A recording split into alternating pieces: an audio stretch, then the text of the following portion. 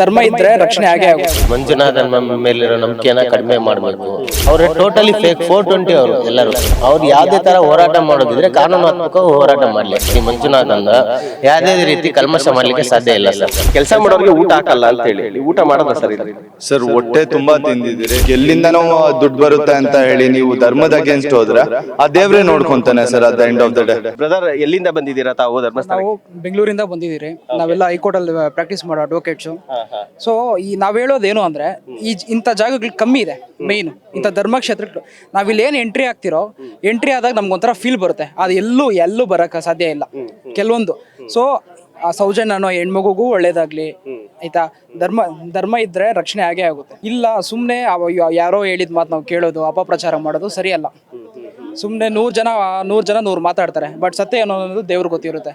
So ನಾವು ಬೇರೆಯವ್ರು ಹೇಳೋದು ಮಾಡೋದು ಅದನ್ನ ನಾವು ಕೇಳೋಕೆ ಹೋದ್ರೆ ನಮ್ ಧರ್ಮ ನಾವೇ ಹಾಳು ಮಾಡ್ಕೊಂಡ್ಬಿಡ್ತೀರಿ. ಸೊ ಸತ್ಯ ಇವಾಗ ನಾವು ಇಷ್ಟು ದಿನ ಕಾದಿದ್ಕೋ ಸತ್ಯ ಈಗ ಹೊರಗಡೆ ಬರ್ತಾ ಇದೆ. ಅದೇ ನೀವೀಗ ಕಾನೂನ ತುಂಬಾ ತಿಳ್ಕೊಂಡಿರ್ತೀರಿ, ಇವಾಗ ಪ್ರಾಕ್ಟೀಸ್ ಮಾಡ್ತಾ ಇರ್ತೀರಿ. ಸೊ ಏನ್ ಹೇಳಕ್ ಇಷ್ಟಪಡ್ತೀರಾ ಇಂಥವ್ರಿಗೆ? ಕಾನೂನು ಕೂಡ ಎಲ್ಲ ಒಂದ್ ಕಡೆ ಈಗ ಇಂಥವ್ರಿಗೆ ಒಂದು ಶಿಕ್ಷೆನ ಕೊಡುವಂತ ಕೆಲಸನೂ ಕೂಡ ಮಾಡುತ್ತೆ.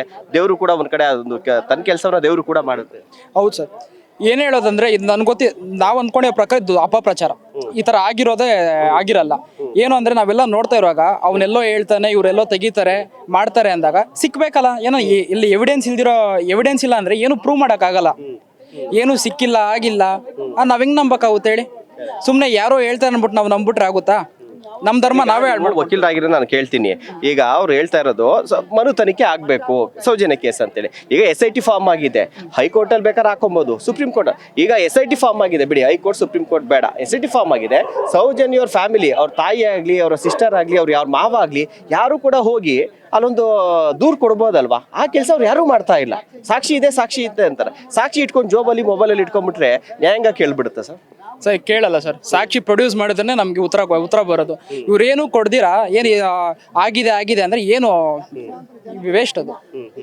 ಸೊ ನಾವು ನ್ಯಾಯದ ಮೇಲೆ ಇರೋಣ, ಧರ್ಮದ ಮೇಲೆ ನಂಬಿಕೆ ಇಡೋಣ. ನೋಡೋಣ, ದೇವ್ರಿದ್ದಾರೆ, ಧರ್ಮಸ್ಥಳ ಸ್ವಾಮಿ ಇದ್ದಾರೆ. ಕಾನೂನಾತ್ಮಕವಾಗಿ ಹೋರಾಟ ಮಾಡ್ಲಿಕ್ಕೆ ಯಾವುದೇ ತರ ಎವಿಡೆನ್ಸ್ ಇಲ್ಲ. ಅವ್ರಿಗೆ ಜನರಲ್ಲಿ ಒಂದು ಅಪಪ್ರಚಾರ ಮಾಡಬೇಕು, ಮಂಜುನಾಥನ್ ಮೇಲಿರೋ ನಂಬಿಕೆನ ಕಡಿಮೆ ಮಾಡಬೇಕು. ಈ ತರ ಒಂದು ಕಾನ್ಸ್ಪಿರಸಿಗಳು ಈ 3 ಜನ ಇದಾರಲ್ಲ, ಈ ತರ ಏನು ಮಾಡ್ತಾ ಇದ್ದಾರೆ, ಇದೆಲ್ಲ ಫೇಕ್ ಸರ್. ಅವ್ರೆ ಟೋಟಲಿ ಫೇಕ್ 420 ಅವರು ಎಲ್ಲರೂ.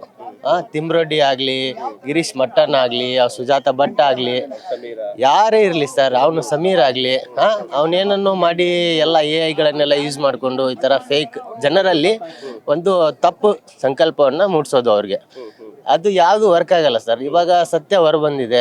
ಅವ್ರು ಯಾವ್ದೇ ತರ ಹೋರಾಟ ಮಾಡೋದಿದ್ರೆ ಕಾನೂನಾತ್ಮಕ ಹೋರಾಟ ಮಾಡ್ಲಿ. ಈ ತರ ಜನರಲ್ಲಿ ವಿಡಿಯೋಗಳನ್ನ ಮಾಡಿ ಯೂಟ್ಯೂಬ್ ಎಲ್ಲ ಮಾಡ್ಕೊಂಡು ಈ ತರ ಜನರಲ್ಲಿ ಒಂದು ತಪ್ಪು ನಂಬಿಕೆನ ಮೂಡಿಸೋದು ಅದು ಚೆನ್ನಾಗಿ ಕಾಣಲ್ಲ ಸರ್. ಅದು ಅವ್ರಿಗೆ ಮುಂದಿನ ದಿನಗಳಲ್ಲಿ ಸೂಕ್ತವಾದ ಕ್ರಮನ ತಗೋತಾರೆ. ಕೋಟ್ಯಾಂತರ ಹಿಂದೂಗಳ ಮನಸ್ಸಿಗೆ ಈ ತರ ಘಾಸಿ ಮಾಡಿದ್ರಲ್ಲ ಅಂತವ್ರಿಗೆ ಏನ್ ಶಿಕ್ಷೆ ಆಗ್ಬೇಕು ಅಂತೀರಾ ಸರ್ ಕಾನೂನಾತ್ಮಕವಾಗಿ? ಅದು ಮಂಜುನಾಥನ್ ಮೇಲೆ ಇರೋಂತ ನಂಬಿಕೆ ಜನರಲ್ಲಿ ಕಮ್ಮಿ ಆಗಲ್ಲ ಸರ್. ಅದು ಇನ್ನೂ ಜಾಸ್ತಿ ಆಗತ್ತೆ ಹೊರತು ಅದು ಎಂತ ರೀತಿ ಅಪಪ್ರಚಾರ ಮಾಡಿದ್ರು ಅದು ಕಮ್ಮಿ ಆಗಲ್ಲ. ನೀವು ನೋಡ್ತಾ ಇದ್ದೀರಾ, ಸುಮಾರು ಜನ ಇಲ್ಲಿ ಬರ್ತಾ ಇದ್ದಾರೆ, ಸಪೋರ್ಟ್ ಮಾಡ್ತಾರೆ, ಹೋಗ್ತಾರೆ, ಸಾವಿರಾರು ಲಕ್ಷಾಂತರ ಜನ ಬರ್ತಾರೆ. ಇಷ್ಟೊಂದು ವ್ಯವಸ್ಥಿತವಾದಂತ ಈ ಮಂಜುನಾಥನ್ ಯಾವುದೇ ರೀತಿ ಕಲ್ಮಶ ಮಾಡ್ಲಿಕ್ಕೆ ಸಾಧ್ಯ ಇಲ್ಲ ಸರ್. ಅದು ಅವ್ರು ಮಾಡೋದ್ರಿಂದ ಅವ್ರಿಗೂ ಒಳ್ಳೇದು ಆಗಲ್ಲ. ಇದೊಂದು ಕಂಪ್ಲೀಟ್ಲಿ ಕಾನ್ಸ್ಪಿರಸಿ ಸರ್. ಜನರಲ್ಲಿ ಒಂದು ತಪ್ಪು ಸಂದೇಶವನ್ನ ಕೊಡುವುದು ಅಂತದ್ದು ಅವ್ರದ್ದೊಂದು ಕಾನ್ಸೆಪ್ಟು ಸರ್. ಈಗ ಅವ್ನು ಸಮೀರ್ ಹೇಳ್ತಾನೆ ಇಲ್ಲಿ ಕೆಲಸ ಮಾಡೋರಿಗೆ ಊಟ ಹಾಕಲ್ಲ ಅಂತ ಹೇಳಿ, ನೀವು ಊಟ ಮಾಡೋದ ಸರ್ ಇಲ್ಲಿ? ಸರ್ ಹೊಟ್ಟೆ ತುಂಬಾ ತಿಂದಿದ್ದೀರಿ. ನಾವು ನಿನ್ನೆ ಅಡ್ವೊಕೇಟ್ಸ್ ಎಲ್ಲರೂ ಬಂದ್ರಿ. ನಾನು ಲಾ ಸ್ಟೂಡೆಂಟು. ಬಂದ್ರಿ, ನಾವು ನೆಮ್ಮದಿಯಾಗಿ ಪ್ರಭುವೇ ಅಂತ ನೋಡ್ಬಿಟ್ಟು ಬಂದು ಊಟ ಮಾಡಿದ್ರೆ, ತಿರ್ಗಾ ಈಗ ಬೆಳಗ್ಗೆ ಕೂಡ ಮಾಡಿದ್ದೀರ. ಊಟಕ್ಕೆಲ್ಲ ಏನು ಇಶ್ಯೂ ಇಲ್ಲ ಸರ್. ಆ ಮನುಷ್ಯ, ನಾವು ಅವ್ರನ್ನ ನೋಡಿದ್ರಿ, ಸ್ವಾಮಿಗಳನ್ನ ಅವ್ರನ್ನ ನೋಡಿದ್ರೇನೋ ಒಂಥರ ನೆಮ್ಮದಿ ಇದೆ ಸರ್ ಮನ್ಸಿಗೆ. ಎಲ್ಲ ಕಾನ್ಸ್ಪಿರೆನ್ಸಿ ಇದು ಮಾಡಿಕೊಂಡು ಎಲ್ಲಿಂದನೋ ದುಡ್ಡು ಬರುತ್ತೆ ಅಂತ ಹೇಳಿ ನೀವು ಧರ್ಮದ ಅಗೇನ್ಸ್ಟ್ ಹೋದ್ರೆ ಆ ದೇವ್ರೆ ನೋಡ್ಕೊಂತಾನೆ sir at the end of the day.